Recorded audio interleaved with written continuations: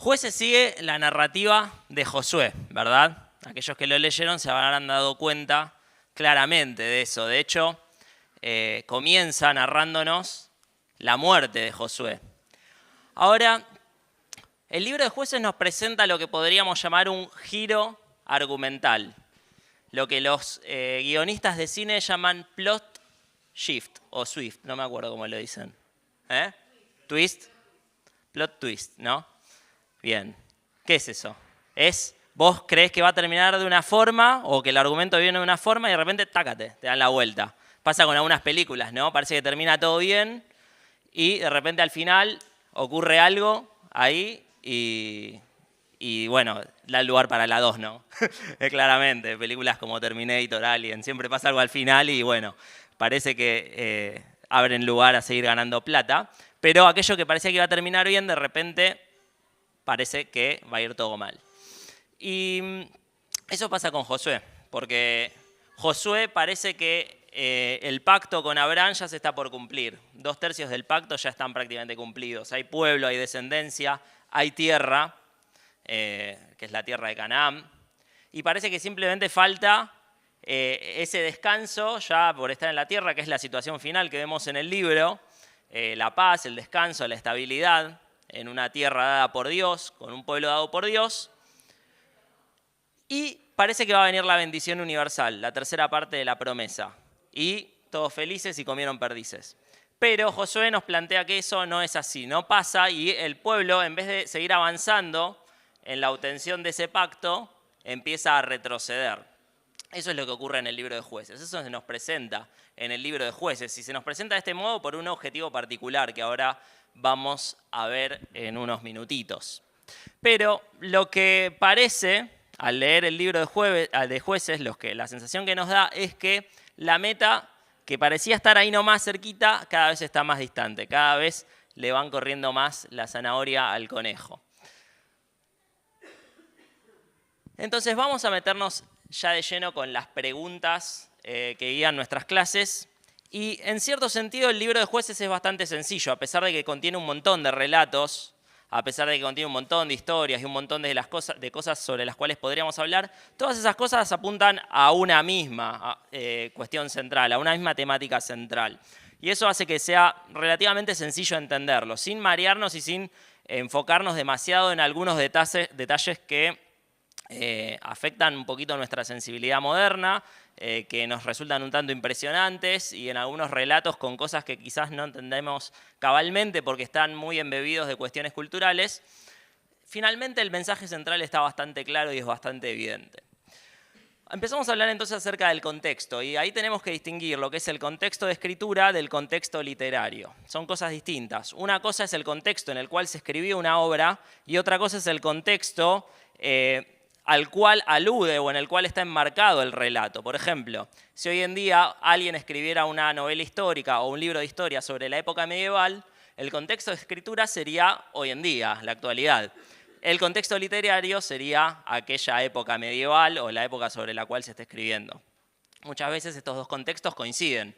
Por ejemplo, en el Pentateuco vemos que muchos de los relatos que se nos narran, por ejemplo en Éxodo, son coetáneos con Moisés, que es el que escribió la mayor parte del material del libro. Lo mismo ocurre con los otros libros del Pentateuco.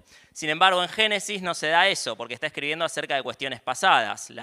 El comienzo remoto de la humanidad, después la época de los patriarcas, está escribiendo sobre el pasado. Hay un contexto histórico de escritura y hay un contexto literario. En este caso, el contexto histórico, o el contexto de escritura y el contexto literario en Jueces no coinciden. ¿Qué queremos decir con esto? Que fue escrito después el libro, al menos 100 años después o más o menos de los hechos que está relatando. Y eso está bastante claro en unas frases que se repiten constantemente y que en un ratito vamos a leer. Pero, como siempre pasa en estos libros históricos de esta parte de la Biblia, no sabemos quién es el autor es anónimo. Y eso siempre complica las cosas para ubicar en qué momento se escribió el libro, porque si no sabemos quién lo escribió, es más difícil saber cuándo se escribió. Pero podemos estar, yo diría, casi seguros que se escribió durante la monarquía. ¿Qué es la monarquía? Cuando el gobierno es ejercido por un rey, ¿verdad? En esta época que vimos hasta ahora del pueblo de Israel no había un rey. Había líderes, Moisés, Josué, y ahora vamos a ver, en este periodo que vamos a estar viendo, y los que leyeron el libro ya lo saben, que el pueblo de Israel estaba experimentando una crisis de liderazgo. No había una cabeza, un gobierno centralizado que rigiera al pueblo. Y bueno, esto apunta hacia lo que vendría después, que sería la monarquía.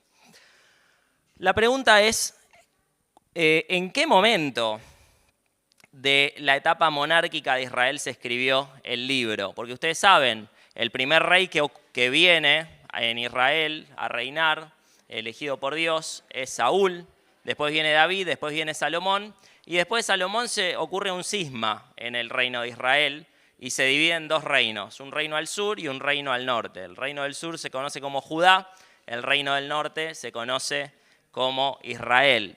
Eso ocurre más o menos en el año 920 a.C.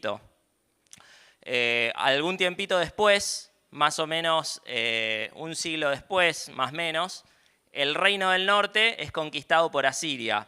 Y algún tiempo después, el reino del sur es conquistado por Babilonia y la mayor parte del pueblo es exiliada a Babilonia, lo que conocemos como el exilio babilónico, ¿verdad? Entonces, ¿en qué momento entre el comienzo de la monarquía y la conquista final, que acaba con el reino, se escribe este libro? Bueno, algunos argumentan que ocurre después de ese cisma, después de esa división entre Reino del Sur y Reino del Norte. ¿Por qué? Porque hay algunos elementos que parecerían sugerir cierta simpatía por el Reino del Sur en desmedro del Reino del Norte. Por ejemplo, los que leyeron el libro tendrán fresca esa historia tan impresionante de el levita y su concubina. Bueno, allí vemos que el levita es tratado bien en el sur y es tratado mal en el norte. Por ejemplo, cosas como esa hacen a algunos pensar que se escribió después del cisma en el contexto del Reino del Sur. Pero lo que vemos en realidad es la lealtad incluso de las reinas del norte hacia la persona de David. Vemos en el libro en general, aunque no se menciona a David claramente porque sería un anacronismo, porque está narrando algo que ocurrió antes de que David siquiera naciera, vemos una simpatía hacia Jerusalén, hacia Belén, hacia el sur, hacia el lugar del cual David era. Recuerden, David es quien establece el tabernáculo en Jerusalén. Antes de eso estaba más al norte, en Silo, el tabernáculo. Y vemos cierta simpatía hacia David en el libro, que tal vez se puede inferir, no es muy explícita. Por lo tanto, muy probablemente se haya escrito este libro durante el reinado de David, durante la monarquía de David. Entonces, ese es el contexto en el cual se escribió, pero ¿qué acerca del contexto literario, el contexto de la historia que nos está relatando el libro? Bueno, claramente ocurre desde la muerte de Josué. Recuerden, aquel que guió al pueblo a conquistar Canaán y a la repartija de la tierra de Canaán entre las tribus, y el comienzo de esa monarquía, el comienzo del reinado por un rey ungido por Dios que comenzaría con Saúl. Ya dijimos, no había un gobierno centralizado, es decir, un gobierno que rigiera a las 12 tribus, sino que había a veces gobiernos por regiones llevados adelante por algunos caudillos, que es precisamente de lo que nos habla el libro, esos caudillos llamados jueces. La tierra en este entonces estaba lejos de estar dominada completamente por el pueblo de Israel. Estaba siendo compartida con los pueblos cananeos, y eso es un dato fundamental y es un dato muy importante, y el libro lo enfatiza al comienzo, y lo vamos a ver ahora cuando analicemos un poquito el prólogo. Pero el pueblo de Israel no estaba habitando la tierra en exclusividad como Dios les había mandado, por diversas razones. Habían hecho alianzas con los pueblos, habían perdonado a algunos, habían esclavizado a otros, y había ahí una tierra compartida entre los pueblos cananeos originales y el pueblo de Israel. Ya lo dijimos, el tabernáculo no estaba en Jerusalén, estaba en Silo, que es donde había quedado cuando Josué renueva el pacto, allí al final del libro de Josué, precisamente en la ciudad de Silo.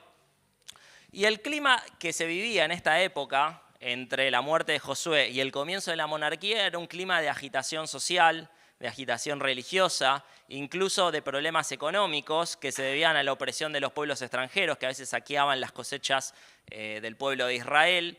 Entonces no se vivía paz, no se vivía descanso, ese descanso esperado al llegar a la tierra prometida, a la tierra de abundancia, de descanso, donde finalmente Dios rompería las cadenas, eso no se estaba experimentando. Y el libro se encarga de enfatizar por qué esa paz y ese descanso no se estaban experimentando, y lo hace al comienzo del libro. Ahora, ¿cuál es el objetivo de este libro? Dijimos que está bien definido, es bien claro, y quiero que me ayuden a leer estos versículos para tratar de entender para qué se escribió este libro, por qué está ahí, qué objetivo tenía, qué quería transmitir a las personas que lo leían. Vamos a buscar en Jueces, capítulo 17, versículo 6.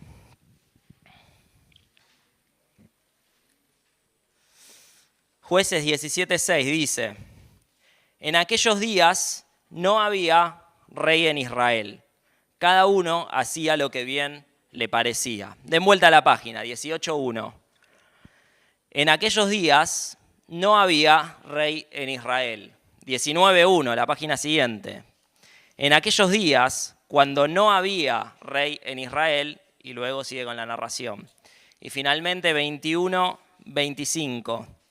Termina el libro. ¿Y de qué manera termina? Para enganchar con lo que viene después. En estos días no había rey en Israel. Cada uno hacía lo que bien le parecía.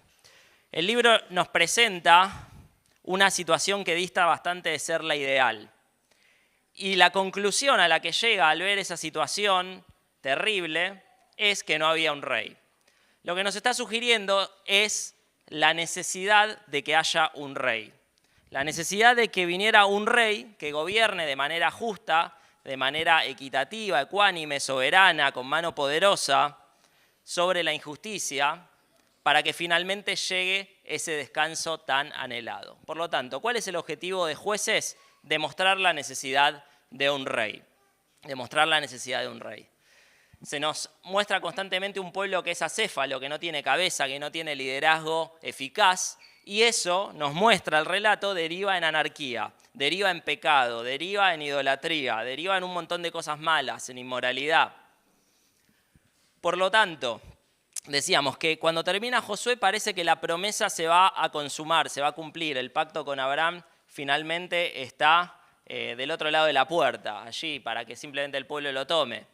Pero el libro de Jueces cambia el argumento y nos muestra que la consumación del pacto, de la promesa, va a llegar finalmente cuando haya un rey. Se va a llevar a cabo a través y por medio del gobierno de un rey, y no con un pueblo sumido en la anarquía.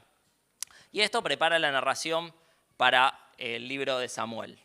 Para el libro de Samuel, en donde finalmente se van a levantar estos tres grandes reyes, de los cuales tal vez el más emblemático, indudablemente, va a ser David, que simboliza y es una representación tipológica de Cristo. Ya lo vamos a ver cuando veamos el libro de Jueces.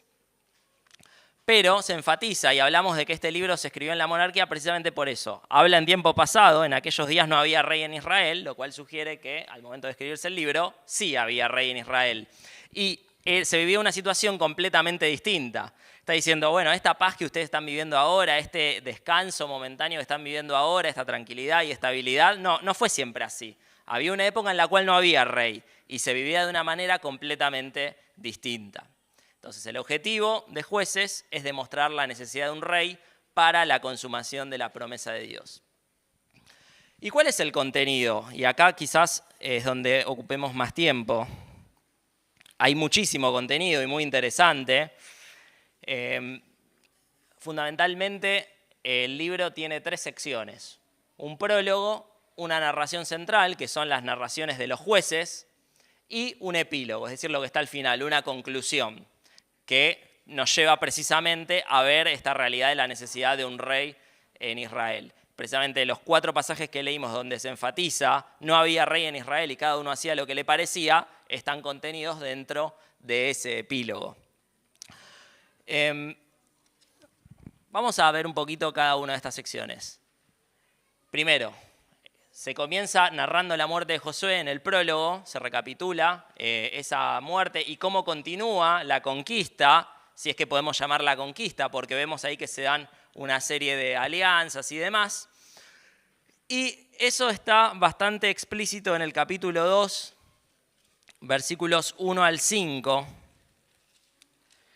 en donde se nos da la clave para entender todo lo malo que iba a venir después. ¿Por qué la promesa de Dios no siguió en el curso esperado y se desvió hacia la anarquía que va a venir después? Capítulo 2, versículo 1 al 5, dice: el ángel de Jehová subió de Gilgal a Boquim y dijo: yo os saqué de Egipto y os introduje en la tierra de la cual había jurado vuestros padres, diciendo: no invalidaré jamás mi pacto con vosotros, con tal que vosotros no hagáis pacto con los moradores de esta tierra. O sea, tenían que hacer una sola cosa. Las batallas las ganaba Dios, como vimos que ocurrió allí en Jericó y como vimos que ocurrió en otros eventos como la batalla con Jai y demás. Las batallas las ganaba Dios, eso estaba garantizado. La conquista de la tierra estaba garantizada. Una sola cosa les pido, les dice Dios: no hagan alianzas con los que viven acá, porque son idólatras. Cuyos altares, versículo 2, la segunda parte, habéis de derribar, mas vosotros no habéis atendido mi voz. Les pedí una cosa que hicieran y no lo hicieron. ¿Por qué habéis hecho esto? Versículo 3. Por tanto, yo también digo: no los echaré de delante de vosotros a los pueblos. Es decir, ustedes los aceptaron, bueno, listo. Yo ya no me meto más acá para librarlos a ustedes de estos pueblos. Arréglense ustedes, básicamente. Sino que serán azotados para vuestros costados y sus dioses os serán tropezadero. Versículo 4. Cuando el ángel de Jehová habló estas palabras a todos los hijos de Israel, el pueblo alzó su voz y lloró. Y llamaron el nombre de aquel lugar Boquim y ofrecieron allí sacrificios a Jehová. Entonces, lo que tenían que hacer no lo hicieron: expulsar a los pueblos que allí vivían. Hicieron alianzas con estos pueblos. Y Dios les dice: bueno, ahora se la arreglan ustedes. En el capítulo 1, versículo 19 al 21, ahí la página anterior, se nos relata el fracaso en conquistar Jerusalén. Dice, versículo 19: y Jehová estaba con Judá, quien arrojó a los de las montañas, mas no pudo arrojar a los que habitaban en los llanos, los cuales tenían carros cerrados. Y dieron Hebrón a Caleb, como Moisés había dicho, y él arrojó de allí a los 3 hijos de Anac. Mas el Jebuseo, que habitaba en Jerusalén, no lo arrojaron los hijos de Benjamín, y el Jebuseo habitó con los hijos de Benjamín en Jerusalén hasta hoy. Desistieron de conquistar Jerusalén y dijeron: bueno, es más fácil si convivimos. Si no puedes contra ellos, únete a ellos, ¿no? Y vamos a ver al final del libro que esta decisión fue una mala decisión, porque el tremendo relato y la tremenda guerra que se desencadena al final del libro precisamente parece consecuencia, y evidentemente lo enfatiza el autor del libro, de no haber podido contar con Jerusalén como un lugar en el cual refugiarse. Eso está en la historia del levita y la concubina, en un ratito lo mencionamos. Pero el problema acá fue un problema del pueblo. Hizo alianzas cuando no lo debía hacer con esos pueblos cananeos. Y todo lo malo que viene después es consecuencia de eso. Entonces, comienza la parte central del libro, que son los relatos de los jueces. Y hay 12 jueces que se nos mencionan acá. Hay 6 jueces mayores y 6 jueces menores. De los jueces menores sabemos poquito y nada. Se nos dice de alguno: y tuvo 30 hijos y cabalgaban en asnos, cosas por el estilo. No sabemos realmente mucho más acerca de ellos. Pero hay 6 jueces acerca de los cuales se nos dan historias, y historias que son muy pintorescas y muy interesantes, que no vamos a poder repasar todas, pero bueno, mencionaremos tal vez algunas de ellas. Lo importante acá es que vemos siempre que los distintos relatos de los jueces presentan patrones que son cíclicos. Es decir, se presentan una serie de elementos que se repiten en mayor o en menor medida en cada uno de los relatos de cada uno de estos jueces. Y a medida que va progresando cada uno de estos ciclos, vemos que en realidad lo que se va produciendo es como una espiral descendente en cuanto a la moralidad, en cuanto a la religiosidad, en cuanto a la confianza del pueblo para con Dios. Vemos que cada vez la calidad de los jueces es peor, cada vez la moralidad del pueblo va más en declive, vemos que cada vez están más sumidos en la idolatría, vemos que cada vez la violencia aumenta más. Y eso es lo que pretende también transmitirnos la narrativa del libro, ¿no? Demostrarnos ese tremendo declive hasta llegar a un punto en donde se toca fondo para enfatizar la necesidad del rey que venga a traer paz, que venga a traer salvación y la solución. Entonces, ¿en qué consisten estos ciclos? Bueno, hay algunos elementos, decíamos, que se repiten y son estos que están acá. En primer lugar, el pueblo peca. Y me gustaría que busquemos algunos pasajes para que vayamos viendo esto. Ahí en el apunte, en la página 2, están anotados varios pasajes en donde se ven estos elementos. Y, por ejemplo, podemos ir al capítulo 2.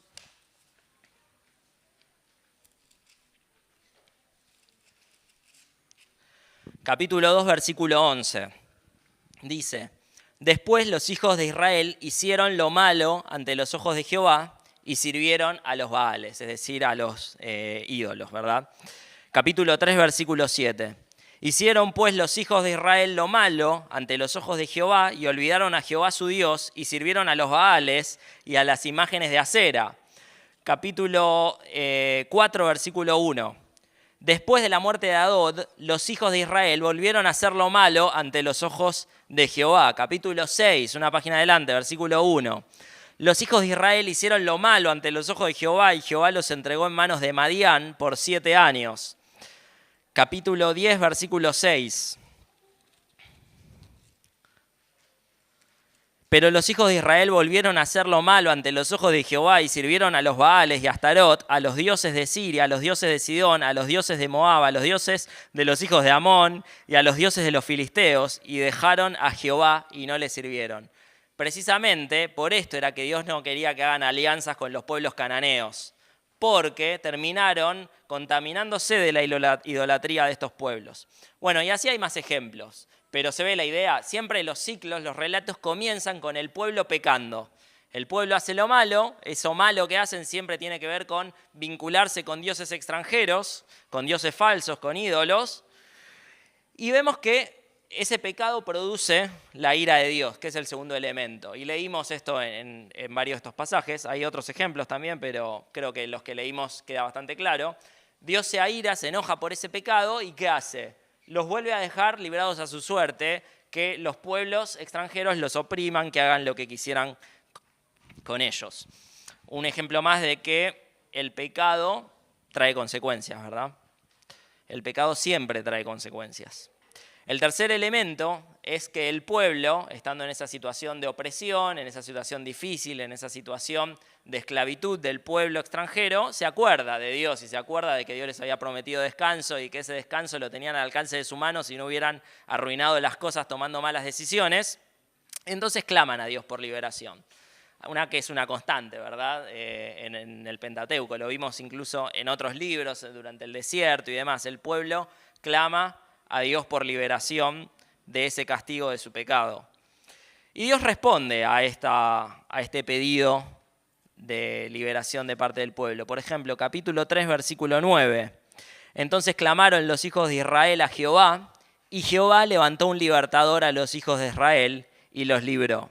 Esto es a Otoniel, hijo de Cenaz, hermano menor de Caleb. Vamos, por ejemplo, al capítulo 2, 16, el anterior. Y Jehová levantó jueces que los librasen de mano de los que les despojaban. Si vamos, por ejemplo, al capítulo 10,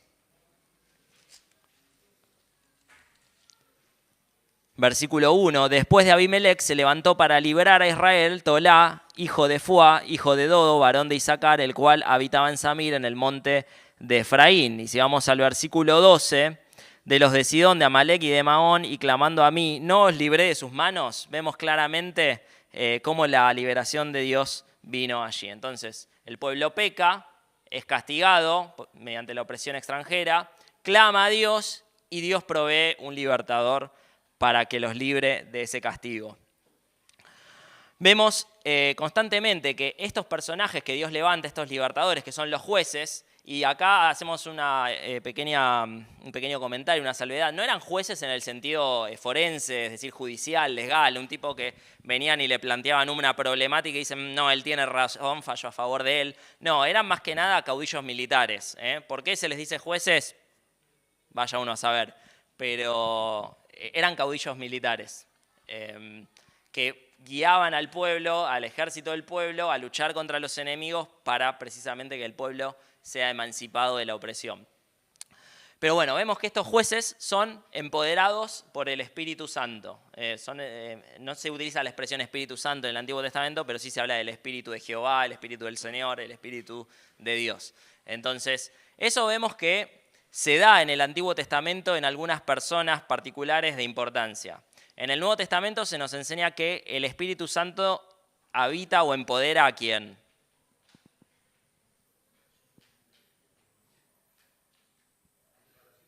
Exacto, a los hijos de Dios, o sea, a nosotros, a los creyentes, ¿verdad? Eso lo vemos a partir de Pentecostés. Hechos capítulo 2, vemos que todos los creyentes en Cristo, los seguidores de Cristo, son bautizados en el Espíritu Santo. Y el creyente pasa a ser habitación del Espíritu Santo. En el Antiguo Testamento eso no ocurría.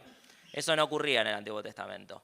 Por eso, precisamente, una de las características del nuevo pacto que se anuncia en Jeremías capítulo 31 era, recuerden, esta idea de los pactos progresivos que se van presentando a lo largo de la Biblia, del cual el último es el nuevo pacto, el superador, el que abarca a todos y que se cumple en Cristo.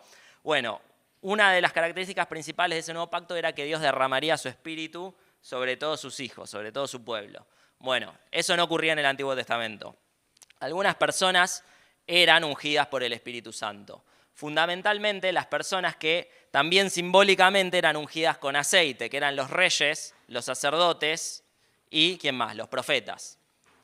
Cristo cumple esas tres funciones precisamente, por eso su nombre es ungido. Cristo significa ungido.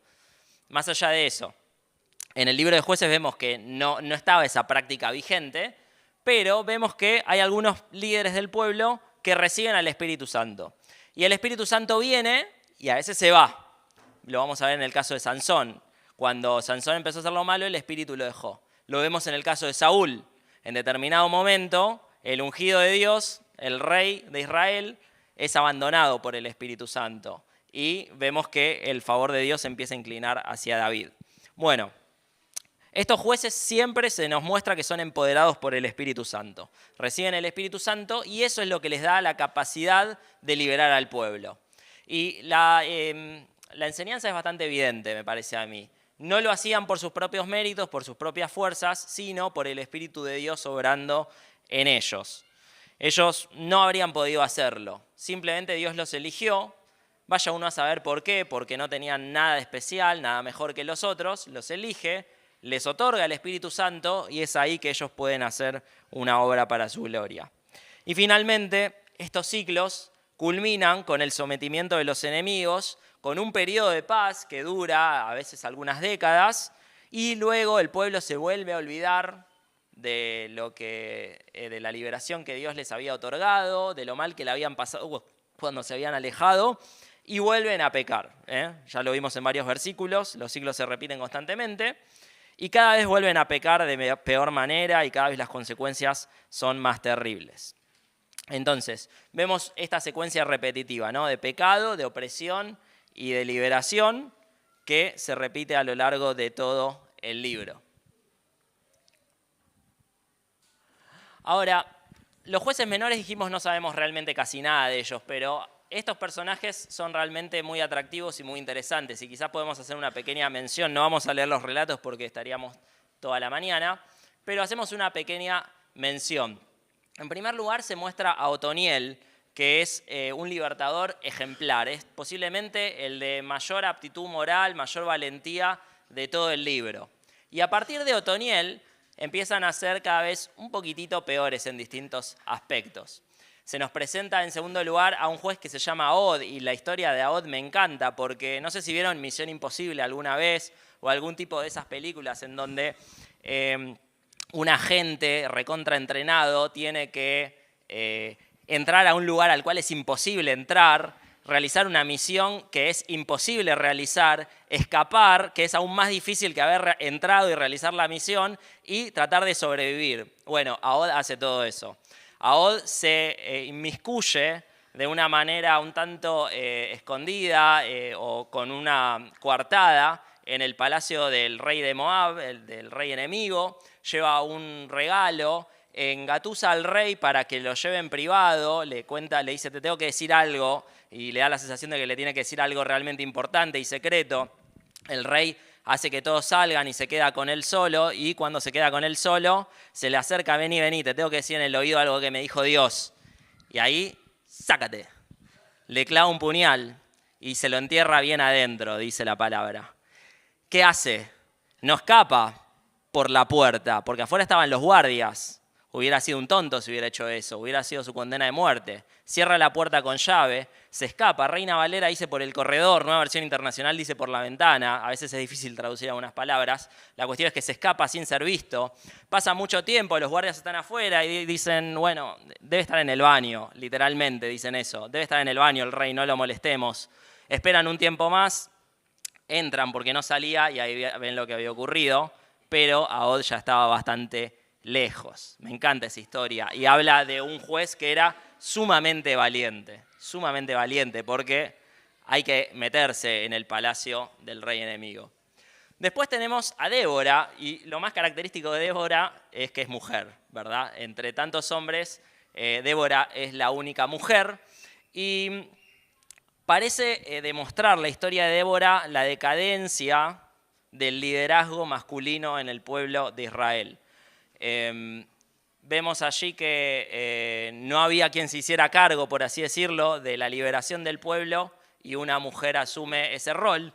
Y no solo eso, sino que en el relato de Débora, quien realiza el acto más heroico, que es matar al general del ejército enemigo, a Sísara, es también una mujer, Yael, que también engaña, por así decirlo, a Sísara para que se esconda en su carpa, le da de tomar algo y cuando se queda dormido le clava un puñal en la sien. Bueno, estas son las historias de jueces, ¿verdad? Quizás no recomendables para menores. Luego sigue Gedeón. Gedeón es el desconfiado. Gedeón tenía miedo. Gedeón, Dios lo llama, escucha la voz de Dios, pero aún así le dice, dame una señal, bueno, dame otra señal. Confirmame que realmente va a ocurrir lo que vos me estás diciendo que va a ocurrir y que no me estás mandando al muere a luchar con este enemigo. Pero bueno, la cuestión es que Gedeón tenía que luchar contra los madianitas, tenían un ejército muy grande, 32.000 personas, y los israelitas juntan un puñado de gente, y con ese puñado de gente, al cual ninguna persona en su sano juicio hubiera ido a una batalla con una potencia como Madián, Dios les dice, no, son muchos, hay que achicarlo, y lo achican. Y cuando lo achican, Dios le dice, no, todavía son muchos, hay que achicarlo más, y lo achican más. Y es así que terminan yendo con 300 personas a luchar contra 32.000. Y no solo eso, sino que Dios le dice, bueno, acá está el equipamiento militar que van a llevar antorchas y van a llevar vasijas. Y entonces, con eso, vencen al ejército enemigo en una batalla que da clara evidencia de que no fue ganada por poderío militar, por estrategia, por inteligencia ni fuerza humana, sino que fue ganada pura y exclusivamente por la intervención divina. El pueblo derrota a Madián y Israel es liberado de la opresión extranjera. Luego viene Jefté, que es presentado como un líder nato, pero hay una cuestión bastante particular y bastante triste en la historia de Jefté, que es que él hace algo que no tenía que hacer, y es que realiza un pacto que Dios jamás le pidió, diciéndole a Dios que si le daba la victoria, él sacrificaría a la primera persona que lo viniera a recibir cuando volviera a su casa. Es así que gana la batalla, y cuando llega a su casa, lo sale a recibir su hija, que era jovencita. Y se pone muy triste Jefté, la hija también, pero le dice, bueno, hacé lo que tengas que hacer, y finalmente Jefté sacrifica a su hija. ¿Puede ser que haya algún tipo de alusión a la entrega de Dios y su hijo? Puede ser, bastante lejana, no estaría seguro realmente. Tiendo más a pensar que tal vez Jefté no tendría que haber hecho ese pacto, que estaba más ligado al paganismo, los sacrificios humanos estaban ligados al culto a Moloc, un dios pagano de Canaán, que al Dios de Israel, que jamás pidió sacrificios humanos. Y finalmente viene Sansón, el fuerte, ¿verdad? El fuerte y libertino también, no libertario, libertino, en el sentido de que, bueno, tenía una vida con unas cuantas licencias en lo sexual, no controlaba sus apetitos sexuales, le gustaba una mujer y la poseía, iba con prostitutas y demás, y cosas por el estilo. Bueno, Sansón es una persona bastante desequilibrada desde ese punto de vista, pero había sido dotado con una gran fuerza por parte de Dios y finalmente, al final de su vida, se redime, por así decirlo, utilizando esa fuerza para sacrificarse a sí mismo, pero a la vez sacrificar al pueblo extranjero, al pueblo opresor. Por lo tanto, nuevamente el pueblo de Israel es liberado por medio de la muerte de Sansón. Entonces, todos estos personajes, en definitiva, se nos presentan como libertadores. Tienen aspectos muy negativos, pero se nos presentan de manera positiva por lo que Dios hizo con ellos y a través de ellos, no por lo que ellos eran. Y en cierto sentido, estos libertadores nos apuntan a la liberación de la opresión que finalmente sería cumplida por Cristo. Bueno, finalmente viene el epílogo, la última parte. Los últimos capítulos que constan de dos relatos, el levita y su concubina y la matanza de los benjamitas, que es la venganza de lo que ocurre en el relato del levita y su concubina. El relato del levita y su concubina es bastante impresionante. Básicamente, un hombre va viajando con su mujer, pasan por Jerusalén, ya se estaba haciendo de noche, lo que uno hubiera esperado es que se hospeden en Jerusalén, una ciudad importante, pero dicen, no, acá están los jebuseos, pueblo extranjero, que no hubiera ocurrido si ellos no hubieran aceptado convivir con ese pueblo. Siguen de largo entonces hacia el norte y pasan por el lugar de donde era Saúl, y también esto parece mostrarnos que en el libro hay una preferencia por el sur, en donde previamente habían estado hospedados el levita y su concubina y fueron muy bien tratados por el suegro del levita, y ahora en el norte van a ser tratados con hostilidad. Y allí básicamente no tienen dónde dormir, un hombre los hospeda en su casa y todos los hombres del pueblo se agolpan a las puertas de la casa de este anfitrión pidiendo que les saque al levita porque querían allegarse a él sexualmente hablando. Y eso nos recuerda a otro episodio similar, ¿verdad? Sodoma y Gomorra. Sodoma y Gomorra es el ejemplo, iba a decir por antonomasia, pero no la puedo decir, el ejemplo máximo de inmoralidad, de decadencia espiritual, de depravación total del hombre. Y se nos está comparando, bueno, al final del libro se nos está diciendo, este es el estado de Israel. Finalmente está como Sodoma y Gomorra. Es lo peor de lo peor. Merece el peor de los juicios de parte de Dios. Bueno, ahí está la referencia a Sodoma y Gomorra. ¿Qué hace el dueño de la casa? Parecido a lo que había ocurrido en aquel entonces. No te voy a dar a mi huésped. El huésped es muy importante. Quédate con su esposa, con su concubina. O te doy a mis hijas. Esas cosas realmente son muy impactantes, ¿verdad? ¿Y qué hacen? Le dan a la concubina a los hombres. ¿Y qué hacen los hombres? Toda la noche abusan de ella. Queda casi muerta. No está del todo claro en el relato, pero en lo que se nos dice en el capítulo siguiente, da a entender que a causa de esas repetidas y reiteradas violaciones la mujer muere. ¿Y qué hace el levita? La corta en 12 pedazos, la manda a las tribus de Israel para que vean el estado de decadencia al cual había llegado el pueblo. Todo este relato nos está mostrando fundamentalmente eso, sin hacer juicio de valor de quién obró bien y quién obró mal acá. Pareciera que todos obraron bastante mal. El relato nos está mostrando lo mal que estaba Israel. Había tocado fondo. Y todo a causa de no haber obedecido a Dios y de haber aceptado alianzas con los pueblos cananeos. La situación era pésima. Y como si fuera poco, esta situación desencadena una guerra interna entre Israel en donde las tribus se alían para matar a la tribu de Benjamín, a los benjamitas, y se produce una gran matanza. Entonces, inmoralidad absoluta, fratricidio, guerras civiles internas entre el mismo pueblo. Ya no solo los extranjeros son amenazas, sino que las mismas tribus del pueblo son amenazas para las otras tribus. Entonces, la situación no puede ser peor. Y ahí viene esa frase que se repite constantemente. Todo esto ocurría porque no había un rey. ¿Cuál es la conclusión clara que saca el lector al leer todo esto? Bueno, es necesario un rey. Hace falta un rey. Y eso es lo que se propone el libro, demostrar la importancia de un rey. Y ese es el tema central. Pero hay dos temas también más que me gustaría mencionar. En primer lugar, vemos esta tensión entre gracia y ley, entre condicionalidad e incondicionalidad en los pactos divinos. Es decir, Dios promete algo que es incondicional, pero aún así hay un elemento de responsabilidad humana que no sabemos bien cómo juega en todo esto, pero allí está. Y ese elemento de responsabilidad humana es la obediencia y la fe, que tienen que ser características del pueblo de Dios para que Dios gobierne sobre ellos y para que Dios consume y cumpla sus promesas en ellos. La obediencia y la fe son importantes en el pueblo de Dios. En aquel entonces y hoy en día también. La obediencia y la fe es nuestra respuesta hacia la gracia de Dios.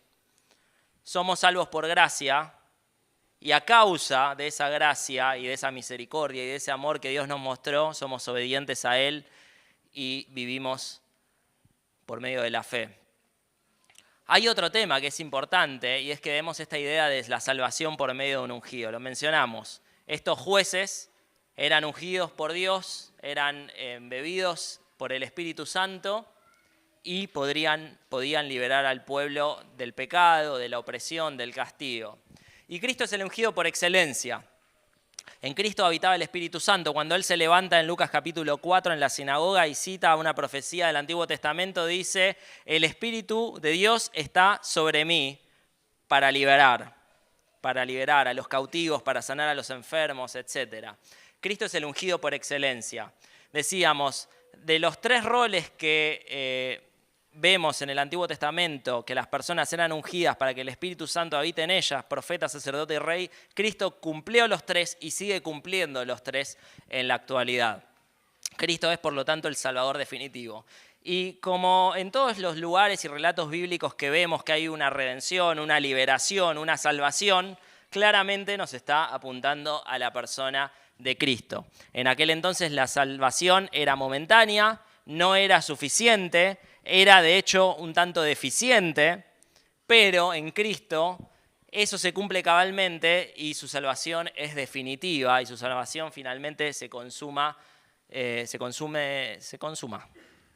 otra cosa, se consuma de una manera perfecta. Y finalmente, el que claramente es el tema más enfatizado en el libro, que es el gobierno de Dios sobre su pueblo. Dios establece su reino mediante el gobierno de un rey. Establece su reino por medio de un rey. La figura del rey es central en la Biblia, es esencial en la Biblia. Lo vemos constantemente y a partir de ahora lo vamos a ver mucho en el Antiguo Testamento. En Samuel, en Salmos, en varios libros, vemos que la figura del rey es fundamental, es esencial para que el pueblo habite en paz, para que el pueblo habite en integridad, para que el pueblo habite en justicia. Es necesario ese rey de parte de Dios que traiga finalmente la paz y el descanso prometido. Todo el Antiguo Testamento nos va a apuntar a este rey justo y el Nuevo Testamento nos presenta a ese rey.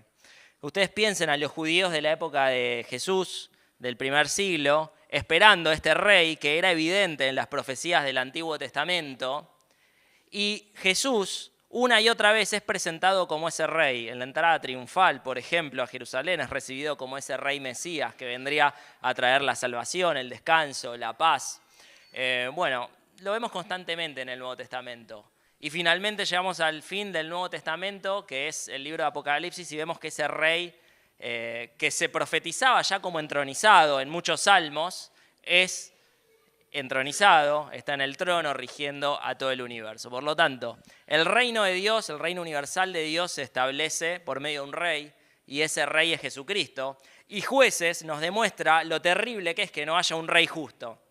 En contraste, vemos en la consumación, en Apocalipsis, la paz, el descanso y lo glorioso que es vivir bajo un rey que es justo. Entonces, el lugar que ocupa en el panorama bíblico, precisamente Jueces, está ligado a esto. Y yo creo que en Jueces vemos una ejemplificación de este patrón, de esta trayectoria bíblica que definimos en 4 etapas, ¿verdad? Creación, caída, redención y consumación. Porque vemos que al igual que el hombre es establecido en el Edén para que lo disfrute, para que viva en paz, en comunión con Dios, disfrutando de la presencia de Dios, el pueblo es establecido al final del libro de Josué en la tierra prometida para que viva en paz en medio de la habitación de Dios, para que viva en descanso, para que viva en abundancia, para que viva sin preocuparse. Pero vemos que al igual que ocurre en Edén, el pecado irrumpe y entonces esa paz es rota y se da un alejamiento, se da la esclavitud, se da la corrupción moral, se dan terribles consecuencias que producen muerte. Vemos que la redención y la salvación, la liberación es provista, y lo vemos, precisamente de eso se ocupan los jueces. Y finalmente vemos la consumación, cuando esa redención sea aplicada de manera universal y de manera perfecta, sin que haya vuelta atrás. Y eso se da en el libro de los jueces en la esperanza de la figura del rey que iba a venir. El rey que traerá estabilidad y que en nuestro caso sabemos que eso se va a cumplir cuando finalmente el Señor venga para reinar. Por lo tanto, algunas breves conclusiones que podemos sacar de este libro. Bueno, Cristo es el rey deseado, el rey anhelado, del cual hablaban en el Antiguo Testamento, anhelándolo, y el cual aún nosotros anhelamos. No simplemente para un reinado futuro, universal, perfecto, cósmico, podríamos decir, sino en el presente, para que reine en nuestros corazones, porque Dios está reinando y Cristo está reinando en la actualidad y reina en los corazones de su pueblo. Una segunda lección que aprendemos es que Dios empodera a sus siervos por medio de su Espíritu. Vimos que en el Antiguo Testamento esto se daba en algunas personas puntuales que representaban al pueblo, pero en nuestra época neotestamentaria, podríamos decirle, esto se da en todos los creyentes. Dios nos da su Espíritu para transformarnos a la imagen de su Hijo, para santificarnos, para dotarnos de dones, para que le sirvamos para su gloria.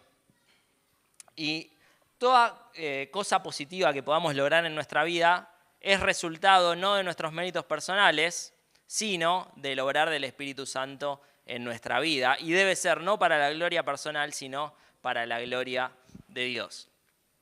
En tercer lugar, Cristo es ese caudillo, si lo podemos llamar de ese modo, que nos puede liberar definitivamente. No como ocurría en esta época, una liberación que era deficiente, sino que nos puede hacer verdaderamente libres de todo aquello que nos esclaviza, del pecado, de todo aquello que arruina nuestra vida, consume nuestra vida, que nos aleja de Dios, que solo nos produce dolor. Bueno, Cristo es aquel que puede liberarnos de eso de manera definitiva, y lo puede hacer porque su obra en la cruz es eficaz para acabar con el pecado y con la muerte. En cuarto lugar, Dios escucha el clamor de su pueblo, lo vemos en Jueces. Siempre cuando se produce el castigo, vino el clamor y Dios siempre, en cada uno de estos ciclos de los jueces, respondió a ese clamor y respondió con gracia. El pueblo, ¿qué se merecía? Se merecía que los moabitas, los filisteos, los madianitas, todos esos pueblos los aniquilen definitivamente. ¿Por qué? Porque habían desobedecido a Dios. Pero Dios responde con gracia y los salva. Y Dios escucha nuestro clamor hoy en día y responde con gracia a nuestro clamor. No nos merecemos más que castigo, sin embargo, disfrutamos y gozamos de la gracia y de la misericordia de Dios. Y finalmente, la fe es esencial para experimentar la victoria espiritual. Quiero que me acompañen a leer en Hebreos. Decíamos, cuando leemos la historia de los jueces, normalmente tendemos a pensar muy negativamente de ellos, porque eran pecadores, pero la verdad, al fin del día, es que nosotros también somos pecadores, y que si ellos podían hacer algo, lo hacían por la gracia de Dios, y si nosotros podemos lograr algo positivo en nuestra vida, también lo lograremos por la gracia, y sobre todo por la investidura del Espíritu Santo, que habita en aquellos que creen en Cristo. Y versículo 32 de Hebreos, vemos cómo el autor a los Hebreos nos presenta a los jueces precisamente como un ejemplo virtuoso de fe. Versículo 32 dice, ¿y qué más digo? Perdón, capítulo 11, ¿no lo había dicho? Sí, está muy chiquitito. 11:32. Dice, ¿y qué más digo? Porque el tiempo me faltaría contando de Gedeón, de Barak, de Sansón, de Jefté, jueces. Y después dice de David, rey, pero también con sus problemas morales y pecaminosos, así como de Samuel y de los profetas, que por fe conquistaron reinos, hicieron justicia, alcanzaron promesas, taparon bocas de leones, apagaron fuegos impetuosos, evitaron filo de espada, sacaron fuerzas de debilidad, se hicieron fuertes en batallas, pusieron en fuga ejércitos extranjeros. Está diciendo, estos personajes lograron grandes victorias, grandes hazañas, Dios los usó. ¿Y por qué los usó? Porque tuvieron fe, Entonces, una vez más, la fe es central en la vida cristiana. Se nos llama a vivir por fe. Y esto quiere decir que confiemos inicialmente en la persona de Cristo, que por su muerte en la cruz puede salvarnos, pero que a partir de ese momento también vivamos constantemente en fe, confiando en Dios, dejando que Él pelee nuestras batallas y dejando que Él sea quien nos otorgue la victoria de acuerdo a su voluntad. Nada tiene que ver lo que nosotros podamos hacer por nuestros propios méritos, sino simplemente es confiar en que Él va a obrar a través nuestro.